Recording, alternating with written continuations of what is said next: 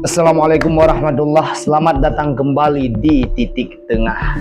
Pernah nggak kalian berpikir bagaimana proses terciptanya alam semesta?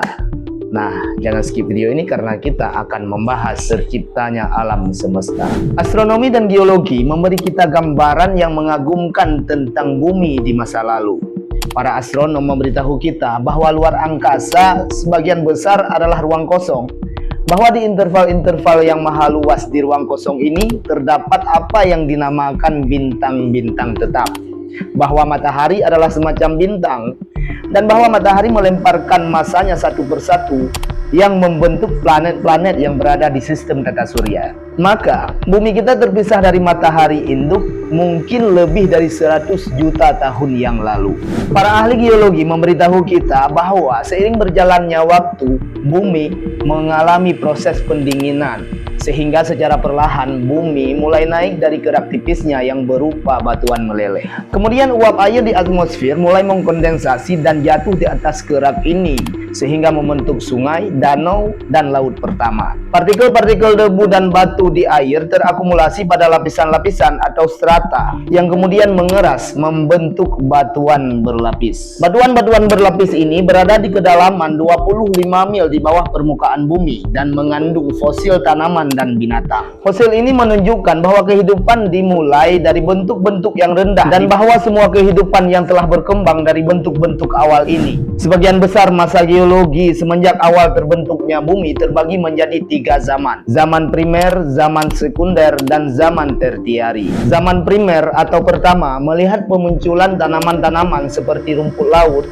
lumut, pakis, dan terakhir tanaman-tanaman berbatang besar yang vegetasinya berlimpah membentuk batu bara. Zaman ini juga melihat pemunculan binatang-binatang, dimulai dengan pemunculan makhluk-makhluk yang tidak bertulang belakang sederhana yang hidup di air, dan kemudian diikuti dengan pemunculan ikan dan amfibi. Zaman sekunder adalah zaman khusus untuk reptil-reptil besar yang tulang-tulangnya ditunjukkan di museum. Selama masa ini, binatang-binatang seperti burung berkembang menjadi burung sejati karena mereka mengembangkan sayap dan memodifikasi sisik-sisik reptil mereka menjadi bulu. Di zaman ketiga atau tertiari, muncul untuk pertama kali berbagai macam binatang mamalia. Ini semacam catatan bebatuan yang berusia jutaan tahun sebelum jejak-jejak pertama manusia. Zaman tertiari memiliki karakteristik semitropis bahkan di wilayah Arktik. Menjelang akhir zaman tertiari, perubahan iklim mulai terjadi di garis lintang utara dan menyebabkan apa yang disebut dengan zaman es. Gumpalan-gumpalan es besar terjadi di wilayah-wilayah yang mengelilingi kutub utara dan perlahan bergeser ke selatan. Amerika Utara hingga lembah Ohio dan Missouri, dan Eropa hingga sungai Rhine dan Thames tertutup masa es yang diperkirakan ketebalannya mencapai 1 mil. Glacier besar juga muncul di pegunungan Alps, Pyrenees, dan Kaukasus yang menurun dari pegunungan ini jauh ke dataran-dataran di sekitarnya. Tampaknya telah ada 4 kemajuan dan kemunduran es yang menyebabkan lebih banyak dan lebih sedikit interval-interval hangat. Dugaan-dugaan tentang durasi zaman es sangat beragam. Satu dugaan memperkirakan bahwa zaman es dimulai 500.000 tahun yang lalu.